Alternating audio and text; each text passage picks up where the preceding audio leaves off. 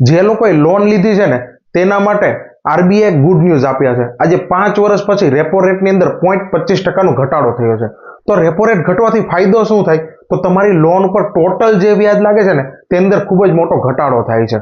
આરબીઆઈના એક નોટિફિકેશન મુજબ જે લોકોની ફ્લોટિંગ રેટ ઓફ ઇન્ટરેસ્ટ વાળી લોન હોય ને એ લોનમાં જો એ ધારે ને તો લોનનો હપ્તો ઘટાડી શકે અથવા તો લોનના જે વર્ષો છે ને તે વર્ષો ઘટાડી શકે છે. હવે જો તમને હપ્તો ભરવામાં તકલીફ થતી હોય, હપ્તો મોટો લાગતો હોય તો તમારે હપ્તો ઘટાડવો જોઈએ. અને જો હપ્તો ભરવાની સગવડતા હોય તો હંમેશા તમારે લોનના વર્ષ જ ઘટાડવો જોઈએ. કારણ કે લોનના વર્ષ ઘટાડતા લોન પર લાગતું વ્યાજની અંદર ખૂબ જ મોટો વધારે ફાયદો થાય છે. હવે ધારો કે 20 લાખની લોન 20 વર્ષ માટે તમે લો ને તો તમને 74,300 રૂપિયાનો ઈએમઆઈ ની અંદર ફાયદો થશે.